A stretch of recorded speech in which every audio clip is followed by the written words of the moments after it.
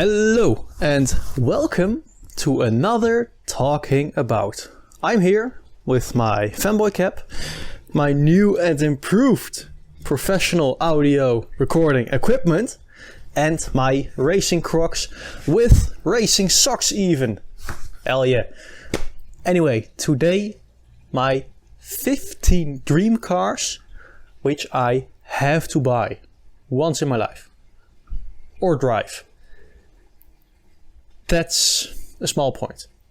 Some of them are quite expensive and I may never be able to buy one of them. So then I'll be satisfied with just driving one. Or two or three. Okay? On this list are 15, actually 16, but we'll get to that later, cars which I dream about at night. And I have some fun facts about them. Before we start, please, in the comments, drop your favorite vehicles which you just have to own. I would really like to read up on them and maybe talk a bit about them with you and me and all the other people. Okay? Anyway, engines. There are four four-cylinder vehicles. There is one 5-cylinder. There are 3 6-cylinders, 2 V8s, 3 V10s, and 3 V12s. Then, 9 of the vehicles are rear-wheel driven. 4 are all-wheel drive, or 4-wheel drive, or capable of all-wheel or 4-wheel drive. That's just this category. And then there are 3 front-wheel drive vehicles. It may even surprise you which these are. Then, country of origin. There are 2 Japanese cars on this list. There are 6 German cars. There are there are 2 cars from Britain. There are 3 cars from the United States. 1 French car. 1 Swedish vehicle. And lastly, you know me, I'm Dutch. 1 Dutch vehicle. Okay? And then the order which the cars are in. It's an alphabetical order because I cannot choose for the life of me. Maybe I could make a top 5 and separate the 5 best ones from the 10 slightly less cool ones. But in this top 5 I definitely wouldn't be able to make an order either. And it would take a long time to determine which 5 will go in the top 5. So we just have an alphabetical order. Starting with a Japanese legend. The Acura NSX. And this is incredible. Probably my favorite sports car on this list. The Acura NSX was the Ferrari beater from... Whoo! 1 second. Okay, we're back. The tripod almost fell over from the wind, as you can see. Anyway, Acura NSX. Purely made to rival the Ferrari 328 and later even the 348. And it's an incredible vehicle. NSX was purely made to compete with the 328. But then the 348 came along, so they had to redesign the engine a little bit to make a little bit more power. And now the Ferraris are worth nothing. Not really nothing, but you know what I mean. And the NSX has kept its value and has even risen in value magnificently. And it's probably one of the best driving cars ever. So it's a no-brainer. That's why it's on this list. Car number 2. We move to Great Britain. If you've played Need for Speed Most Wanted from 2005, by far the best Need for Speed game to be ever made, you know this vehicle. It's an Aston Martin. It's an Aston Martin DB9. And this is purely on this list because of nostalgia. In NFS 2005, the DB9 was my favorite. It just looked so incredibly sleek, so incredibly cool, and it was so incredibly fast. It's not a fast vehicle, but it felt so fast. I know there's rubber banding in the game, but you know, so it's the first real Aston Martin. Well, I say real, virtual. It's the first Aston Martin I came in touch with as a little kid, that I fell in love. That's why the Aston Martin DB9 is on this list. Oh yeah, and the V12, of course. I mean, come on, the V12. Yeah. Okay, then we move to Germany. This is probably the most practical car on this list. It's a station wagon, and it's an Audi RS6. As you can see in the picture, it's not the recent RS6. It is the C6 RS6. Why the C6? For a few reasons. Reason number 1, it has a V10. Pretty much the same V10, 10-cylinder car, which was in the Lamborghini Gallardo. Reason number 2, I think this was the last A6 model, or well, RS6 model, which was still beautiful. All the newer RS models are so incredibly aggressive that you cannot mistake them for a normal vehicle.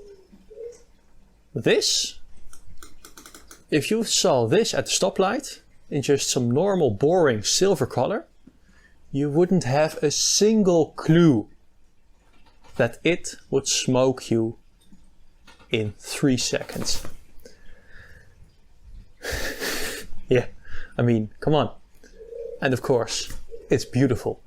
It's a beautifully styled vehicle. And the last reason, once again, a little bit of nostalgia. We had one, not an RS6, an A6 diesel, but my god, it was comfortable and it was nice to drive. You could just sit in that, driving for hours on end, and don't have a care in the world. That's why the Audi A6 RS6, C6, lots of sixes, is on this list. Okay, BMW, the only BMW on this list. It's the 850 CSI from the 90s. This sculpture of a vehicle has a big V12, and you can even get it with a manual. Do I need to say more? This is also a highway monster. It devours miles. It devours kilometers. It devours anyone who tries to pass it. It's just... oh. But the most important reason, look at this styling. It is incredible looking. It's so beautiful. BMW, what's your past? What are you doing? Go back. Don't go forwards. Go back, please. Because this is beautiful. It's so beautiful. Okay. Then we get to the US of A with the Cadillac Eldorado Biarritz, the 5th generation, the last of the big Cadillac mammoths. After this, Cadillacs became smaller once again. They became less powerful. Well, this was already pretty powerless, but whatever. Engines got smaller. This was the last real land yacht, in my opinion at least. And I mean, it's got 2 doors, it's 5 meters long, it has overhangs which are 1 meter long, and you can fit 6 people inside of it. And the funniest thing is, it has an 8.2 liter V8, producing 160 horsepower. Nothing! What? That's of course because of the gas crisis and oil regulations in the 70s, but I mean, come on, that's just funny. So that's why the Eldorado 5th generation is on this list. Just the perfect cruiser. Okay, then we move to France, the first French vehicle and also the only French vehicle on this list, which is the Citroen Diaz. Oh yeah, this had some revolutionary suspension technology. It had hydro-pneumatic suspensions, which even till this day is to be considered one of the most comfortable suspension systems in the world. And it looks like an alien spaceship. I mean, what? This had the teardrop shape for aerodynamics down way before our friend Musk came along. And just the incredible technological advancements which this car made. I mean, I have to at least drive it once in my life. I need to experience this level of comfort. Okay. Then a car which many people know to be a shitbox, but many people still aspire to owning. I'm talking about the DeLorean DMC-12. As anybody did, I fell in love with this when I watched Back to the Future probably 6 or 7 times in a row as a little kid. We rented a DVD. Yes, you rented DVDs at the library. And we watched this DVD for 2 weeks over and over and over and over. And I fell in love. I know it only makes 136 horsepower. I know it's slow as fuck. But come on. This sci-fi gull-wing door mobile. Just... I don't care about the slowness. What I care about is the experience. And I think the experience with this will be amazing. Okay. Another car, which is renowned for its experience, but not the same way as the DeLorean is. This is, of course, an American hero, the red rocket ship, the Dodge Viper. I made a video about this, but I mean, come on. The first and also the second generation are just so incredibly scary. 400 horsepower in a V10. The second generation 450 if I remember correctly.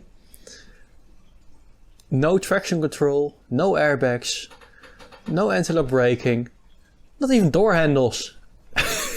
Not even key locks. I mean, how crazy can you go? This is probably one of the coolest track toys there is. And no, the Miata is not on this list. I think this is way more cool and way more fun than the Miata. Of course, I have no experience, but that's why I'm gonna buy one. Yeah? Okay. Moving on. We all know what I'm talking about next. We came to the letter L and we moved to Great Britain. I'm talking about the mighty Land Rover Series 3! Or 3 if you're a Brit. Oh. We have one. But that's technically my dad's. And I want my own. Pretty much the same. Maybe a different color, maybe in blue. And maybe a different engine. Ours is a diesel, 4-cylinder. I think I would really like the inline 6, which they came with. Which, I don't know, just a 6-cylinder Land Rover Series 3 88-inch model just speaks to me. The V8, it feels a little bit too American for me. So V6, inline 6 will do. And I've talked about this car plenty. Okay, so let's just move on to the next vehicle. We stay at the letter L. We move to Japan and we move to Lexus. I think some of you might have guessed it already. It's the Lexus LFA. Fernando Alonso recently drove the Renault F1 car from 2005.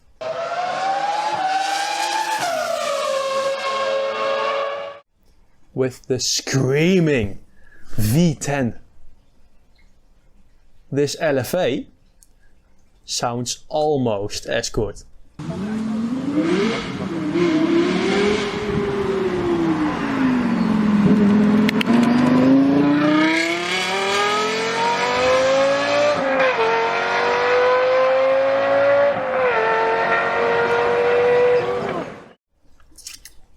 And that's it. That's my reasoning. I mean, that sound, that incredible sound. I don't need another reason to be wanting an LFA. Just imagining me sitting in this pretty technological vehicle with this screaming V10 behind me.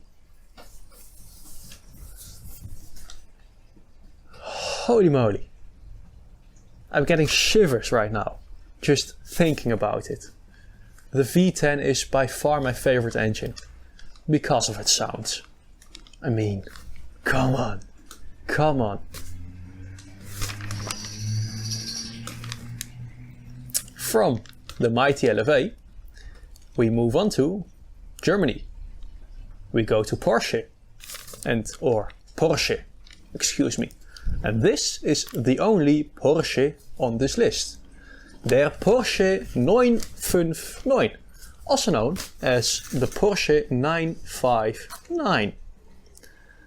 This was built for rallying. Yes, it competed in the Dakar rally race.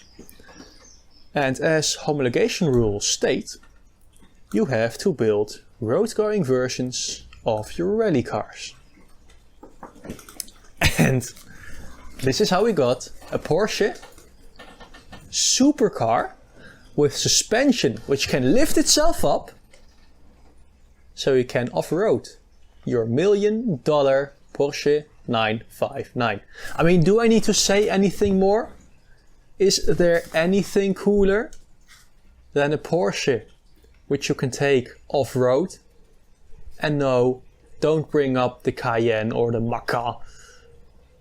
Those aren't real Porsches.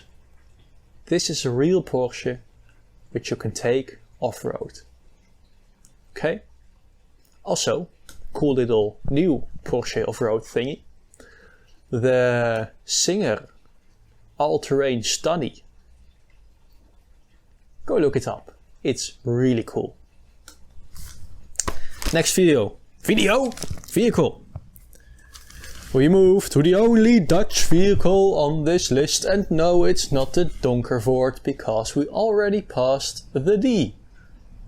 So what could be left? We're at the letter S. And this is a Spiker. A Spiker C8. Now, I hear you thinking, the exterior is not everyone's cup of tea. It kind of looks like a catfish. And I agree. It's not the most beautiful car from the outside. But holy moly, this interior! I mean, what? Just look at it! You have this beautiful aluminum exposed gear linkage and shifter, and everything is either leather or aluminum. They have these beautiful heavy airplane-like switches. By the way, the whole vehicle is inspired by airplanes. Spiker used to make airplanes in the Second World War. So, and it just looks cool. If you're sitting in this car, especially in the convertible version, with this frameless front window, I mean, come on. How cool can you get? How posh can you get? If there's one vehicle on this list I would buy because of its material luxury, it's this. They're really expensive now, but they are so cool. And they're Dutch, so, I mean, what the heck? And they look very good in this dark green. Maybe even British racing green. I don't know what British racing green is. To me it's just dark green, okay? Thank you. Then we move to Sweden. And it's a Volvo. I mean, what else could it be? It's a Volvo. And this is the Volvo which helped Volvo to go from the bricks to the round cars. I'm talking about the Volvo C70. It's front-wheel drive. It has an incredibly cool 5-cylinder motor. I like 5 cylinders because they are like half of a V10. It also sounds really cool. And this vehicle has such a fun story. I've just read it and just go look it up. I'll link a little article below so you can read the story of how it got created and how it helped Volvo build a new identity. And it's just cool.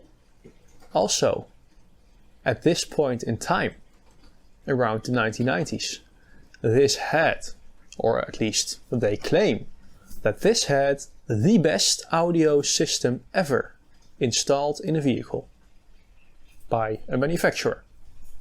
I don't know if this is true, but it seems to be accepted as the truth. So I'll just roll with it, okay? And they are pretty cheap nowadays. Like, really cheap. So if I could get something like this as my first car, I would be in love. And this is so cool. It doesn't look extremely stunning, but it's elegant, it's nicely shaped, and it's the first thing Volkswagen built after the boxy era. So it literally is a revolutionary car. And you have to respect it for this. Okay? Next vehicle.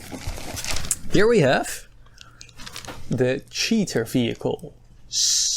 Because these are two vehicles about which I would say I'd have either one of them, but never both, and definitely not at the same time. I'm talking about two Volkswagens. Talking about the Volkswagen Beetle and the one I like just a slight bit more, the Volkswagen Carbon Ghia, which is based on the Beetle. And these two vehicles are so incredibly cool. A friend of my parents has an original Beetle, and he came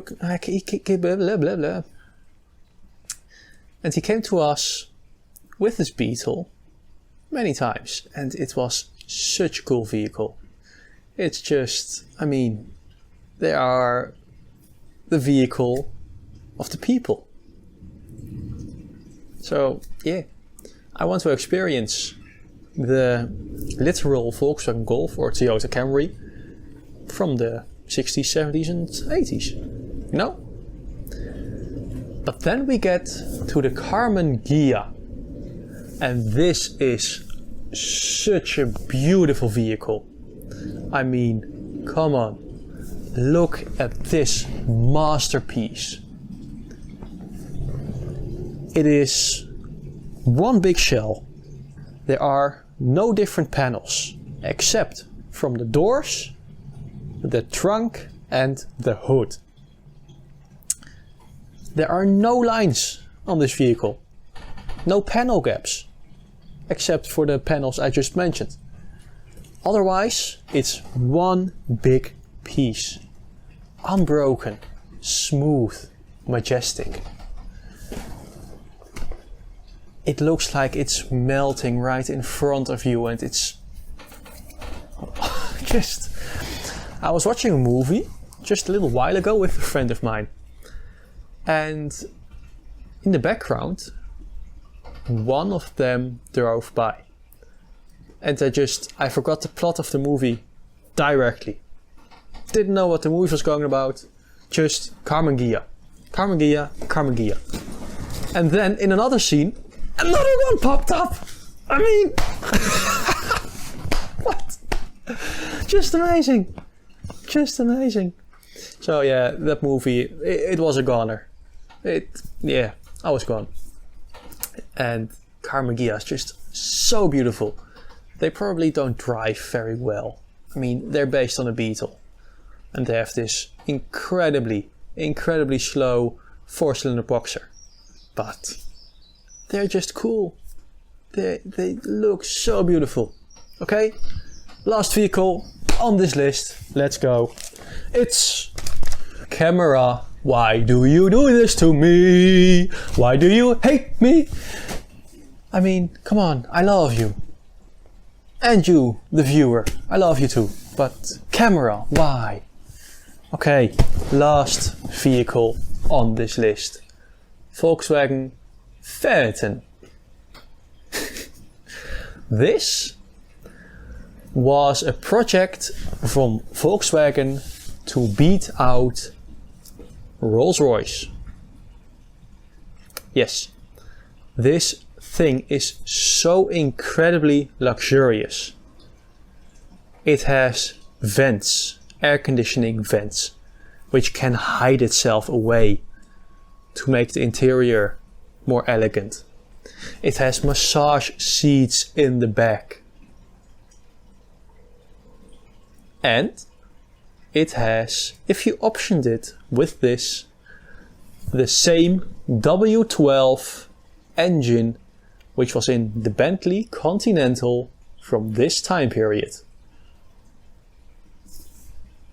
And it looked like a Volkswagen Passat.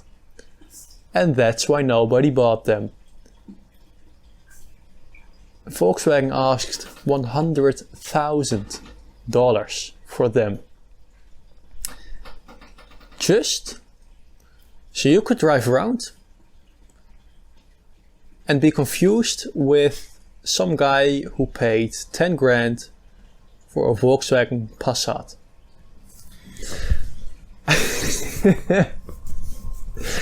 It's just funny how Volkswagen didn't know how obvious it would be that this would fail. But there were a few people who bought them and they loved it because it gives you so much bang for your buck. Very simply because it didn't have the brand name. So yeah, this is probably one of the most luxurious vehicles which you would never bet a second eye on if it drove across the road. And that's why I love it. Exactly the same reason as I love the Audi. It's so understated. It's so undercover. People will never know that if you're sitting in the back, you're being massaged into your heated and ventilated seats. That's why the Phaeton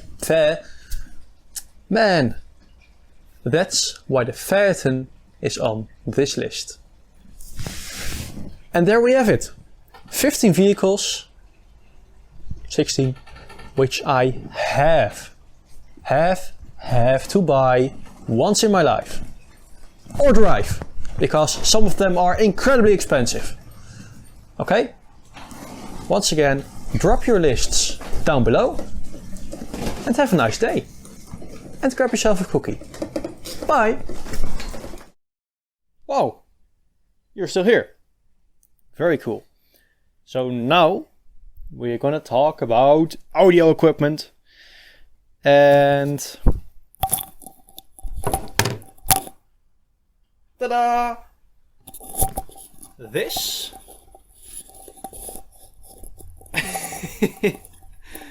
this is what I used to record all the audio. Just some House of Marley earbuds, which cost like 20 bucks. And then this little microphone and some clothes hangers, wash knipers, hell yeah. And this just goes straight into my phone, a OnePlus 6. So yeah, cool stuff. Anyway, we have this. And in the Audi review, sadly, there was loads of wind noise. And I thought, no, not anymore. No wind noise, not anymore. So we have, bam! A new package where I crossed out my address perfectly, as you can see. Not readable anymore. And yeah, let's open it up. But first, 1 second. We need to do this professionally. Like real tech YouTubers. So give me 1 second.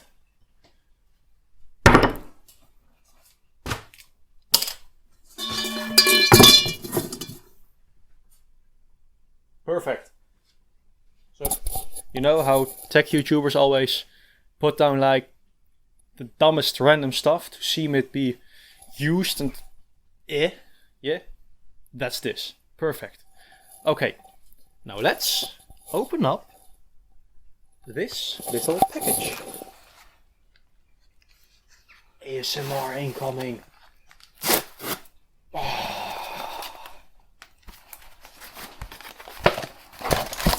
Wow, it's got a bag. Okay, let's open up the bag. And in the bag is another bag. Wow, which you already seen. In the bag is some paper. Ah. But the most important thing is, wow, loads of stuff. A microphone, a connector piece. Look, look, look, look, look. Boom, infinite audio. A USB-C connector piece. Wow, fancy. Some more connector pieces and even some replacement clips. which I won't need because I have this one. Woo! And, very important, here, let me get it out. Out. A fuzzy ball! Oh yeah! This is by far the most important piece of this audio equipment. Why? For the wind? No, not for the wind. Because it looks so cool. Woo. Okay, let's get this installed. Yeah! So, we have this ready. Baggies, still just baggies, but whatever. Now, the earbuds, the dirty pods, are still recording. We're gonna do a little test, okay? The pods, the dedicated professional audio recording equipment, and just a standalone phone, okay? Let's start with the phone. This is just a phone, which I talk into with my sexy voice. This is how the phone sounds from far away. And this is how it sounds with loads of wind. Okay. 1, 2, dirty pods. Testing the pods. Ba ba ba ba bee ba bee ba ba ba ba ba. You already know how they sound, but how do they sound from far away? And now, how do they sound with wind noise? Okay, let's move on to the specialist audio. Lavalier microphone, oh yes! Hello, this is my voice with audio equipment, which is made to microphone. Oh yeah! This is how the microphone sounds far away. And it's when walking with loads of wind. Yeah! Oh no! My little things fell. Okay. So, anyway, this is my new audio recording system. And I like it. I like it a lot. Hopefully when I start editing it also sounds good. It was $10, $15 shipping, so whatever. We have dedicated audio recording equipment. I'm a professional now. Okay, goodbye. Don't forget your cookies.